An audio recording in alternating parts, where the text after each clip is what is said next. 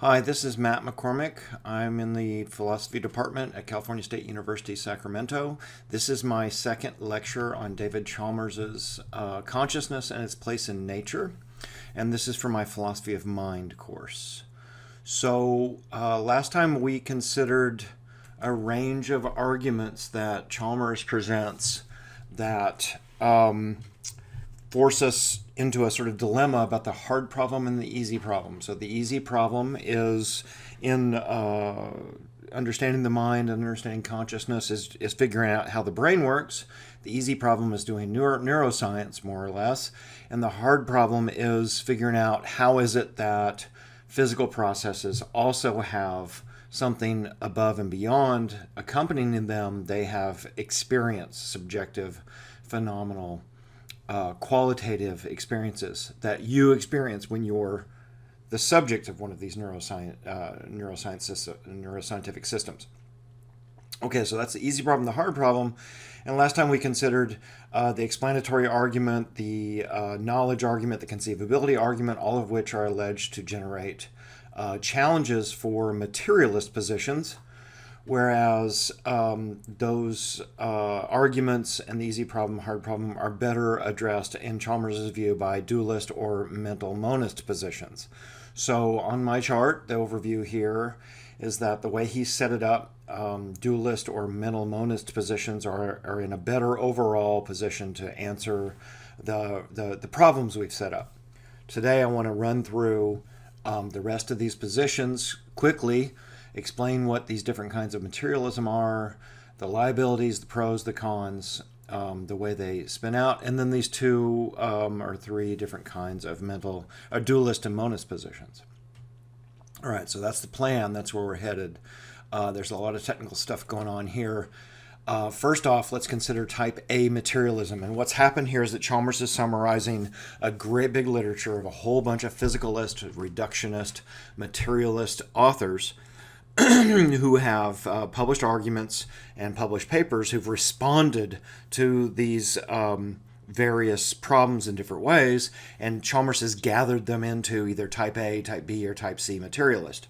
And he's trying to sort of give a summary of their positions and then explain sort of where they come down or where they what they have to say about the various problems.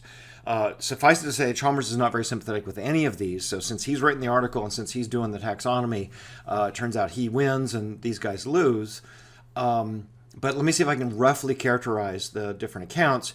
The problem here is going to be that, especially once we get into type B and type C materialism, the accounts get pretty sophisticated, pretty technical, and then Chalmers' answer to them gets really technical. I'm going to gloss over some of that. I'm going to push us on just to get sort of the broad view. So my job here is to give us a kind of tour bus guide overview of all these different neighborhoods of positions without us going down deep into the weeds here in some of the details. If some of this isn't really entirely clear to you, the technical details, I'd suggest go back to Chalmers' original article where he explains it in some more depth, and then there's also the Internet Encyclopedia of Philosophy article on consciousness is good, and the Stanford Encyclopedia of Philosophy article on consciousness is good. And you can also talk to me about the details. Okay, so type A materialism denies that there's the relevant sort of epistemic gap. What does that mean? Well, the way he set it up so far is that there's a kind of the epistemic gap idea is that having at least in the colorblind Mary example, Mary in the original Jackson argument is alleged to know all the physical facts, and then we imagine her leaving the room and she learns something new, which by hypothesis shouldn't be possible since she knows all the physical facts. But it seems like our intuition is that she would learn something new, so it seems like we have a powerful intuitive objection to this claim that physicalism covers all the bases. So a type A materialist just denies that. A type A materialist says that, in fact, Mary doesn't learn any new phenomenal truths, that she actually knew all of this. It's just a bit hard for us to imagine. Here's the way to think about this. Is Dennett, for instance, has said that what's happening is a kind of equivocation here, that we think we're imagining something when we say, oh, well, Mary knows all the physical truths. And that seems well and good, with our sort of superficial description and our superficial attempt to imagine it. But then if we were actually to properly conceive of what that entails, of actually what it would be included in knowing all the physical facts, it would be much more comprehensive and much more thorough. And were we to properly conceive of Mary actually knowing all the physical facts, we wouldn't have this intuition, and we wouldn't be able to actually conceive of zombies the way that Chalmers has set it up. So that's one position here, is just to deny that such a thing is actually conceivable. So recall that the zombie example is this idea that we imagine all the physical facts are the same, yet there's no phenomenal subjective experience. And that seems, again, superficially all well and good. It seems like it's something that we can imagine. But in fact, people like Dan Dennett, at least in some of his articles, have said, actually, were you to really robustly and in detail imagine all of the relevant facts that would be true there, you wouldn't be able to imagine such a creature, physically identical creature, lacking consciousness. So these folks end up saying there are only quote-unquote easy problems of explaining cognitive access, self-monitoring, report, control, and so on. There's nothing else over and above those needs that need to be explained. So once out at the limit, once we explore down deeper into the neuroscientific project, into the easy problem, and we get enough of those details filled in, it actually closes off this alleged capacity to conceive of zombies or our intuitions about Mary. Okay, so Chalmers says, well, look, there's a real problem here for type A materialists. The way he characterizes, he says, they deny something that's evident without argument. It's obviously true that we're conscious with subjective phenomenal states. And it's an uncontested truth that we have the various functional capacities of access, control, report, and the like. And these phenomena pose explananda, that is, phenomena in need of explanation for a science of consciousness. But in addition, it seems to be a further truth that we are conscious, and this phenomena seems to pose a further explanandum. There's something more here that needs to be explained. It is this explanandum that raises the interesting problems of consciousness. To flatly deny the further truth, or to deny without argument that there is a hard problem of consciousness over and above the easy problems, would be to make a highly counterintuitive claim that begs the important questions. This is not to say that highly counterintuitive claims are always false, but they need to be supported by an extremely strong argument. So the crucial question is, are there any compelling arguments for the claim that on reflection, explaining the functions explain everything? So you've got sort of Chalmers with his intuition that a zombie is conceivable, or that Mary learned something new. And you got Dennett with his intuition that that were we to know all the physical facts, that actually we wouldn't be able to picture something like Mary or like a zombie. And you've got this sort of question now about the burden of proof. Whose job is it now, when we're in this immature state of neuroscience or cognitive science, who owes us an explanation about where we're headed, or what the ultimate goal is? And Chalmers is saying, look, I've got this really powerful intuition that Mary learned something new, or that a zombie is conceivable, and this thing demands to be explained, and your physical story won't explain it. So I maintain here, even though we're not complete with our physicalist account, I maintain that physicalism fails. So we got this sort of strange standoff of different intuitions. So here, obviously, for Chalmers, his approach is that the arbiter of philosophical argument is intuition, that this idea that he can conceive of this thing in his head. The theory, physical or otherwise, must answer to the intuition. If it doesn't, then it fails as an explanation. And this is a major difference, actually, in approach from more scientifically minded theorists like Dennett or Churchland, who will put pretty pretty severe prescribed limits on what they think a thought experiment can demonstrate about whether or not a physical explanation succeeds. And I won't deny the fact that I'm much more sympathetic with Dennett and Churchland's approach. I mean, one of the ironies here is that you get people like Chalmers, Nagel, Chomsky, Shoemaker, Bloch, and some of the others who will say things like, oh, well, physicalism can't explain X. Meanwhile, you go over to neuroscience or go over to cognitive science, and people are cranking out papers and every week, every month, every year, making headway towards the very thing that allegedly we can't do. So I'd be very reluctant to sort of make pronouncements from philosophy, especially pronouncements based on some intuitions about some sort of thought experiment about what will or will not be possible in the physical sciences. And they'd be a bit surprised to hear us making those announcements, especially when they're busy at work doing the thing that often claimed can't be done.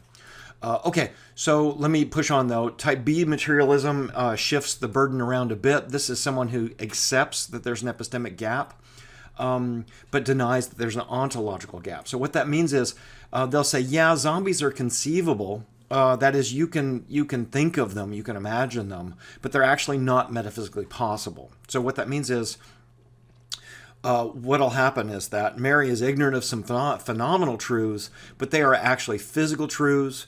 She learns some old facts in a new way, is one of the ways this gets put. And Chalmers doesn't say a lot about this, and there's a whole literature in the background here that I'm not going to chase down for our discussion here. So these folks will grant that there is a hard problem, that there is something that needs to be explained here, but it doesn't correspond or indicate that there's a separate ontological domain. So you'll see in a minute that when we get to dualist or mental monist positions, that what ontological domain means here is we're talking about the nature of stuff that exists in reality. We're used to thinking about that in terms of physical stuff, spatial, temporal matter that obeys physics. Ultimately, where these arguments are going to lead Chalmers is to stipulate that possibly some of the ultimate constituent stuff in reality is not the ordinary spatial, temporal, physical stuff you're thinking of. It's actually mental qualities or phenomenal qualities. And you get a really radically different sort of position about the ultimate nature of reality. Okay, so the type B materialist is somebody who says, yeah, there's a hard, challenging problem that needs to be answered here. And we can currently conceive of zombies, and it indicates how much work is left to be done in working out the physical accounts. But what's going to happen is that mental states, in fact, are identical to, or they've reduced down to physical states. But these identities will ultimately be discovered a posteriori and empirically, like our discovering that water is the thing that we're all directly familiar with is, in fact, identical with H2O. Or we discovered that genes are identical to DNA. So that's referencing some pretty complicated, sophisticated arguments in the literature from David Lewis and Saul Kripke about the nature of scientific identities. That when we think of water in our common sense terms, and then ultimately and scientifically we discover that water is H2O, which is bolstered by this elaborate chemical and physical theory that you have to implement in order to understand what H2O means. And the same thing with genes and DNA. You know, we suspected that there was something like, even Darwin suspected there was something like genes that were responsible for variation in species over time, but he didn't have the details. We had to get to Watt and Crick and Watson, and ultimately to get the answer about what the genes were. So what consciousness is, says the type B materialist, will be revealed, uncovered as an empirical physical phenomena that will emerge out of our understanding more about how neuroscientifically about how brain systems work. And I have to say I'm sympathetic with this position too, especially given that there's so many of these processes or so many of the details about how brains function that we're still uncovering, and I'm reluctant to that I think that as the details are revealed about the way physics and chemistry work inside the brain. And as our imaging technology gets better, and as our ability to probe and understand brain processes improves, that the way we will end up talking about cases like zombies or Mary will be shifted, so that it won't make sense anymore, and we won't have this intuition anymore. I mean, imagine that take someone who was a biologist in the 19th century, someone in the era of Darwin, for instance. Their intuitions about what is going to be revealed by empirical theory are going to be really different than what somebody's intuitions are 100 years later. Our intuitions are, only sometimes a semi-reliable guide to what's going to be true. Okay, so Chalmers says, to expand more on what the type B materialist claims is, yes, this question: what explains my ability to conceive of a zombie according to the type B materialist? Well, I can imagine a zombie the way someone who is ignorant of the physical facts about water can conceive that water is something different than H2O. So the less you know, the easier it is to conceive of something that's contrary to the physical facts. So, in fact, a posteriori, we've discovered on experience that water is H2O, and I might think otherwise, not knowing all the facts, but there's not really an ontological gap. It doesn't mean that water's not H2O. It just means that there's information I'm lacking, or knowledge I'm lacking about the details. So they'll grant that you can conceive of a zombie, but they won't accept that it forces this strong ontological conclusion. There's only an epistemic ignorance gap, but not an ontological gap. Okay, so Chalmers digs in here and presses back. Look, he says, there's a disanalogy between cases like genes and DNA and brain states and mental states. So he's going to insist that this analogy that I've been running, where I've said, look, water and H2O, genes and DNA. We've given these analogies of sort of common sense phenomena that we understand non-scientifically, and then the scientific theory that explains it. And we're using those to make this projection onto consciousness. And Chalmers wants to dig in and go and say, look, mental states are just not like that. They're not that sort of thing. The analogy here just doesn't work. Mental states are too weird, too different, too profoundly distinct from brain states. Genes and DNA and all the other a posteriori identities we discovered are both empirical phenomena that can be publicly, objectively, intersubjectively examined. That is, you and I can both examine genes, and we can talk about genes. We can have a conception of genes and the idea, and we can investigate and understand what DNA is. And those are both scientific, empirical, spatio-temporal objects, or at least they inhabit the same realm. That is, we could imagine that this concept of genes is a concept that Mendel came up with after Darwin. And the idea was, well, there's got to be some physical mechanism whereby a plant with its offspring or an animal with its offspring must be achieving variation. How is it that if the parents have this set of properties, then they have offspring, and their offspring have a different set of properties? And the abstract concept of a gene was, well, a gene is this sort of information unit that's varying from one generation to the next generation. So that's the abstract notion. And then it turns out, well, DNA is actually the way that happens on Earth with humans and with plants and animals. So that's an a posteriori identity that we discovered, and both of those things are public phenomena that we can investigate. But Chalmers says, look, mental states are not like that. They're inherently subjective, internal, private, inaccessible to this kind of public investigation. So the sort of phenomena with mental states is different in kind from the ordinary physical phenomena, suggesting that there's an ontological distinction here that is not present in the analogs. So, or the analogies. So he's going to push back and say that this faith you have about phenomenal consciousness getting accounted for, explained in terms of physical processes, is missing the basic point about the fundamentally different character of it that can't be captured with physical stuff. Okay, now, Chalmers has a very complicated section in this part of the paper where he gives something he calls the two-dimension argument against type B materialism. And I'm just going to give you an important piece of advice. Just skip that section and save yourself the headache for now. Or if you want to dive in and read it and we can talk about it, that'd be fine. But I'm not going to hold you responsible for it for our general curriculum in the course. And I want to push on to get to these other kinds of materialism. Other types of positions. Okay, type C materialism, says Chalmers, accepts that there is a deep epistemic gap, but holds that it will be eventually closed. That sounds a bit like the way I characterized the B type. These folks will say zombies are conceivable by us for now, but further investigation and a completion of our physical knowledge about brains will erase that conceivability. So once we know enough about brains, it won't even make sense to talk about zombies. It'd just be too weird. It will evaporate, this notion. We will find, once we know enough, that mental states really cannot be separated from physical states. We just don't know enough about either right now, and that creates the illusion that the gap is unbridgeable, says the type C materialist. So now zombies are prima facie conceivable for us with our current cognitive processes, but they won't be ideally conceivable under, that is, idealized rational reflection later once we know more.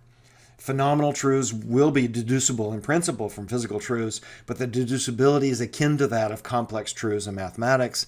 Those are, very hard, very complicated, and some of them we don't have yet, but we will have them. We can't do it now, and the complexity makes something seem impossible, or seem possible that actually isn't.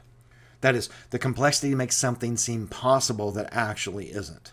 So there's complex truths in mathematics where we know something must be true, we can demonstrate it and prove it, but when you don't know or don't understand or haven't made all the intermediate steps, with your puny human brain, you can't, things will seem like they're possible that actually are provably not true.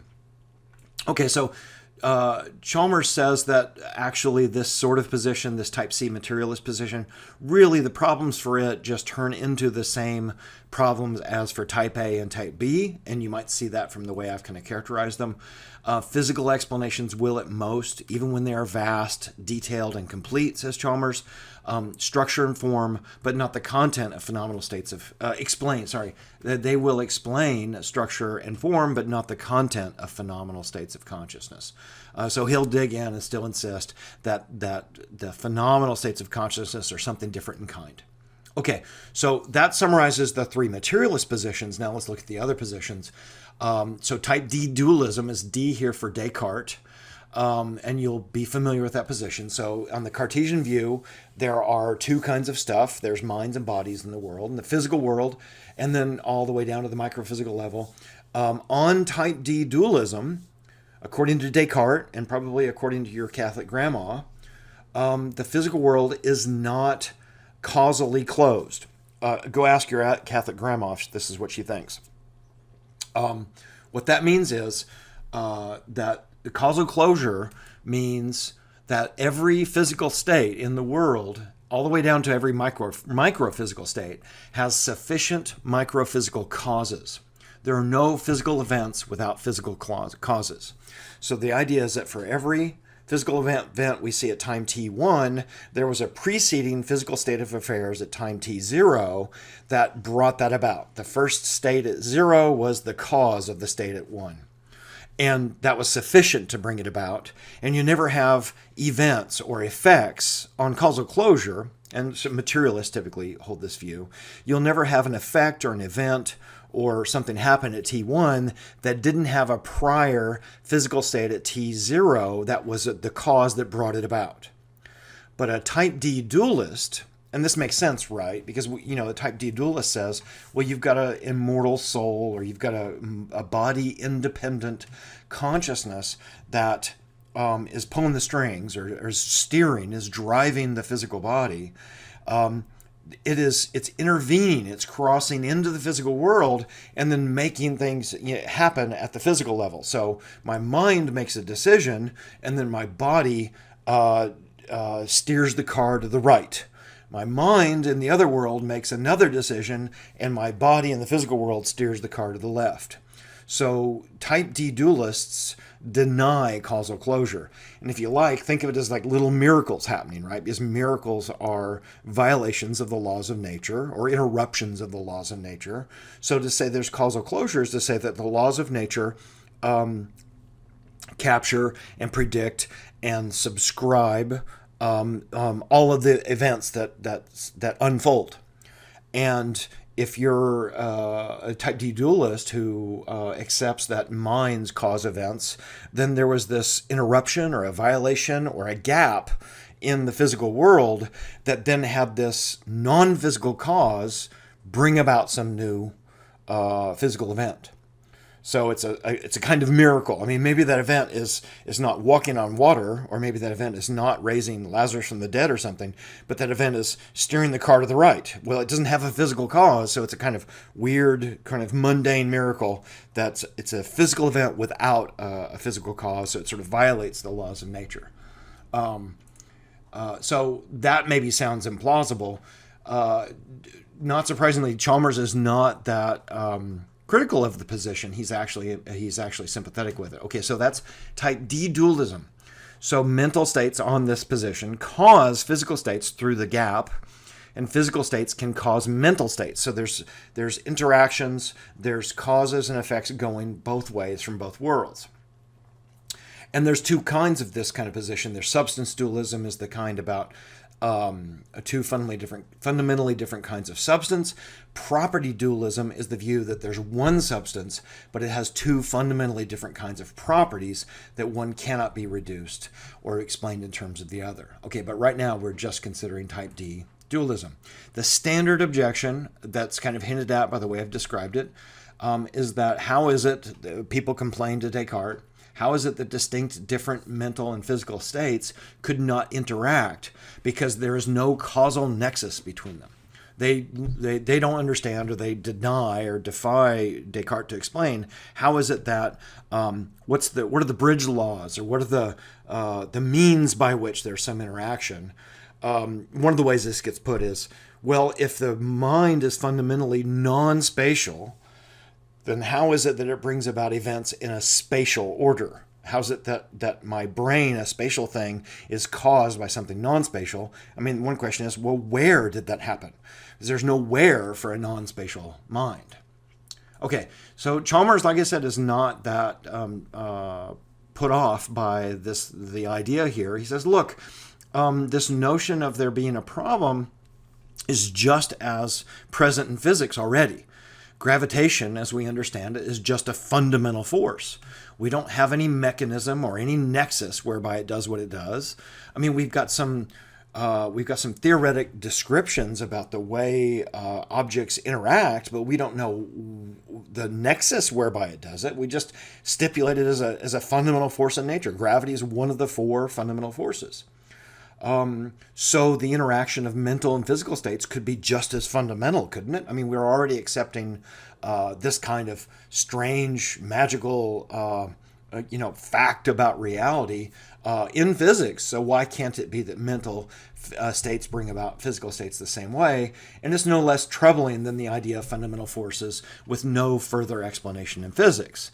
So Chalmers says it could very well be on the same kind of footing. I'll leave that for the moment. Let's consider type E dualism. That was the one we referred to, the property dualism we referred to a minute ago. Phenomenal and physical states are ontologically distinct.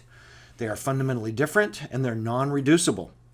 But on this view, the physical world is actually causally closed. So there's an argument to be made for causal closure. So physical events cause mental events. They kind of emerge off or radiate off of physical events as a kind of byproduct. But mental events don't cause physical events. So on this epiphenomenalism view, you get one direction causation. That is, physical events unfold, and one of the byproducts of that is qualitative or phenomenal properties. So it's a little bit like the exhaust coming off of a steam engine. That's not essential to the function of the thing. It's a byproduct.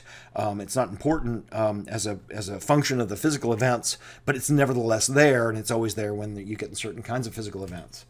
So mental states on this view emerge out of physical processes. but they are something new, they're different, and they're separate from the physical world. Famously, C.D. Broad was one of the emergentists holding this view. And the standard objection here to this position, we've talked about it a bit in the semester, is that it's obviously false that my mental states have no causal effect on the physical world. It sure seems to me like when I make a decision in my thoughts that I want to turn left, that brings about a physical event. And this view seems to have the implication that that's all just illusory on my part. My making decision is just a kind of illusion that I experience, as if my mental states made any difference, when actually all of the causal events that were unfolding were just unfolding on their own accord. And here's me thinking that I'm steering the elephant. I'm the little boy on top of the elephant. My mental states are on top of the elephant, thinking that my efforts are making a difference, and the elephant does what it does.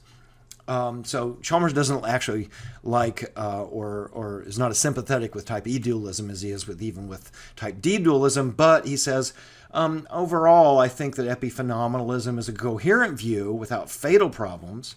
At the same time, it's an inelegant view, producing a fragmented picture of nature on which physical and phenomenal properties are only very weakly integrated in the natural world.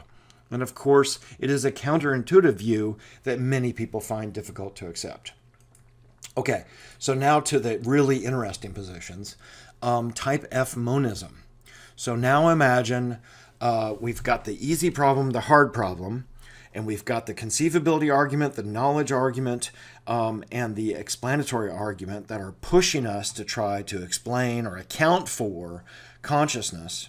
And we've considered reductive accounts that push the explanation entirely to the physical realm.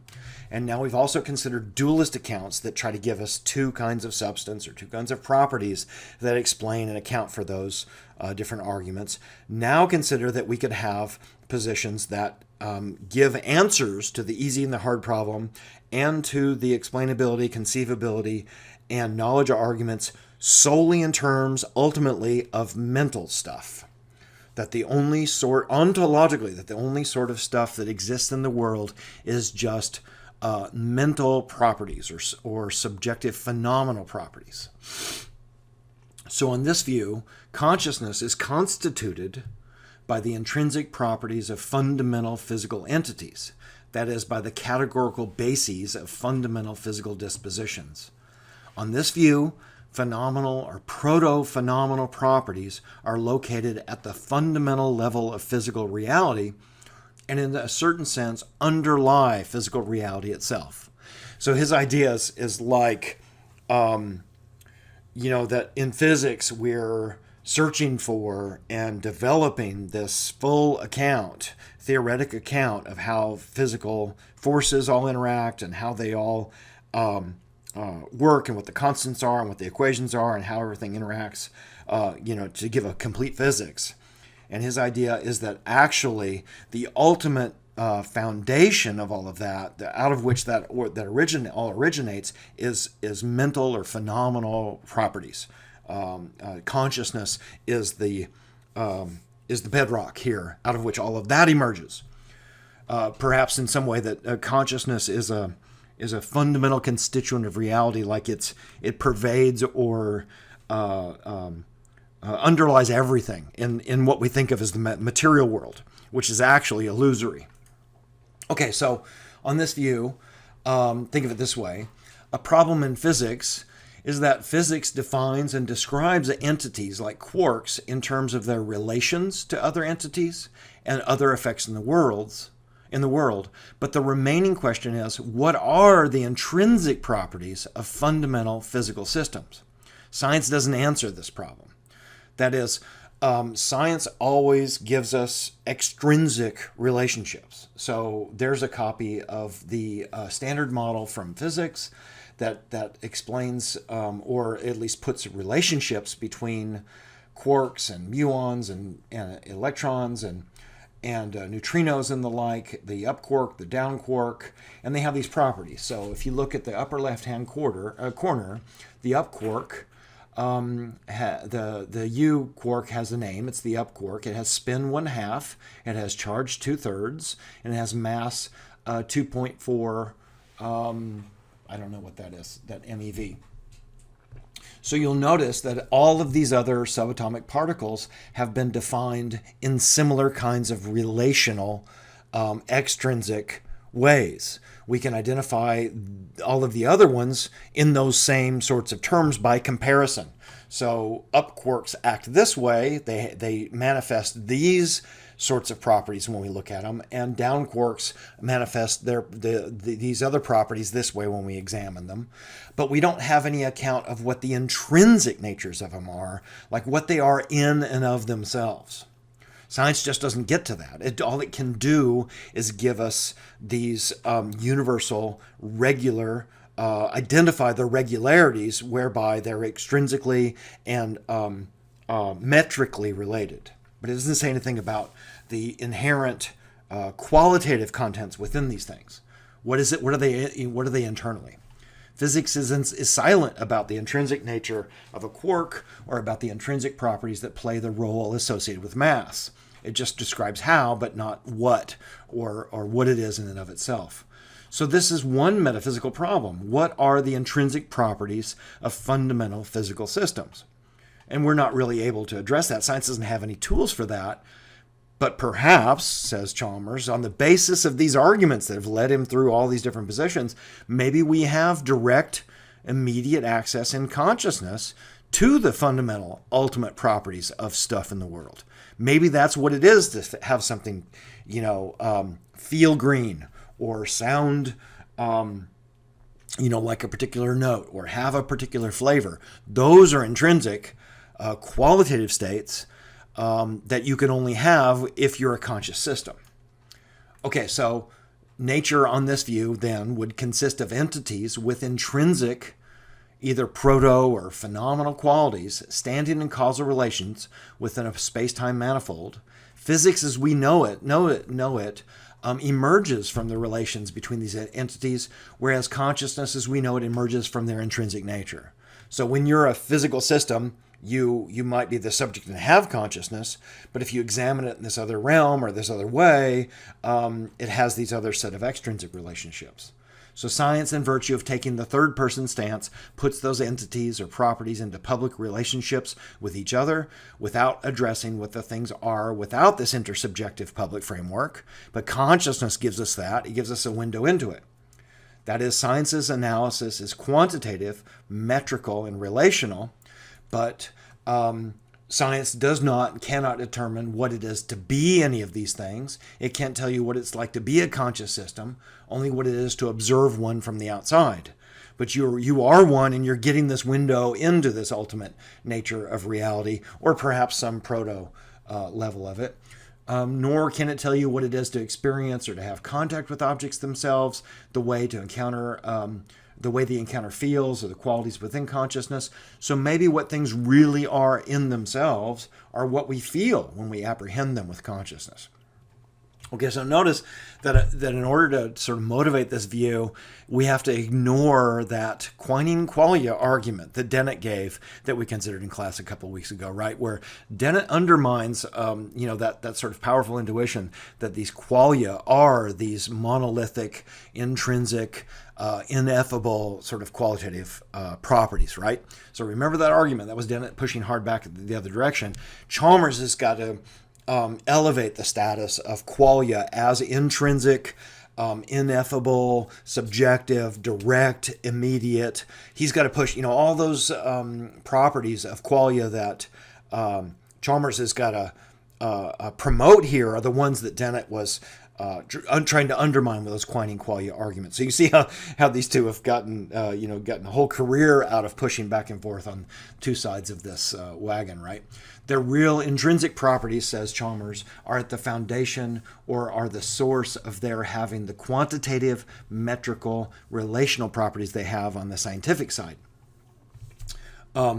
You know what also is interesting here is that this may ring a bell for you if you were taking your history of early modern class and you heard Leibniz saying some very similar sorts of things about the ultimate nature of things, the ultimate nature of reality. Leibniz ends up saying that the only sorts of real substances in reality are monads, and those are these mental properties, and they have these two ways of manifesting in the world. And Spinoza said something like this too, that the idea is that understood one way, a monad has intrinsic properties, and that's the conscious side, and understood another way, it has these extrinsic properties as a scientific object. So there's something, there's a long tradition here that Chalmers is tapping into for some support for an argument. Okay, so Chalmers doesn't know quite whether to push for phenomenal properties or proto-phenomenal properties being at the bottom. He calls it a kind of neutral monism. There are underlying neutral properties, X, maybe the proto-phenomenal properties, such that X properties are simultaneously responsible for constituting the physical domain by their relations and the phenomenal domain by their collective intrinsic nature. Okay, so here's the two different positions. One way this gets talked about most recently is people just talk about panpsychism. So if you have the mental monist view that phenomenal properties like qualia states are the bedrock of all of reality, then that's panpsychism. That's to say that psychic properties are everything. Panprotopsychism is to say that the qualitative properties we're experiencing are the second level up, that there's actually something more fundamental and we're close to it, but that our qualitative states are like the next stage of emergence from that more fundamental level. So proto-phenomenal properties are some intrinsic properties in objects that are responsible for producing the phenomenal properties that we experience when we encounter them. Okay, so phenomenal or proto-phenomenal properties are ontologically fundamental, suggests Chalmers on this view. When they are viewed from the material perspective, the structural, dispositional, and relational aspects of physical reality are manifest. But when they're viewed from the phenomenal conscious perspective, their qualitative aspects are manifest. That's when you're having experience of them. Thus, we have two views of one fundamental reality. So it's like mind is everything underneath reality, and all of this is just two ways of looking at it, right? So you can imagine some new agey people being sympathetic with the position. Okay, so now we've run through 1, 2, 3, 4, 5, 6, 7, 8 positions. Physical monist, dualist, and mental monist positions. And then we've looked at all of the ways in which they deal with the easy problem, the hard problem, the question of qualia, and the ultimate nature of real stuff in the world, right? So a pretty exhaustive taxonomy and a comprehensive account coming from Chalmers.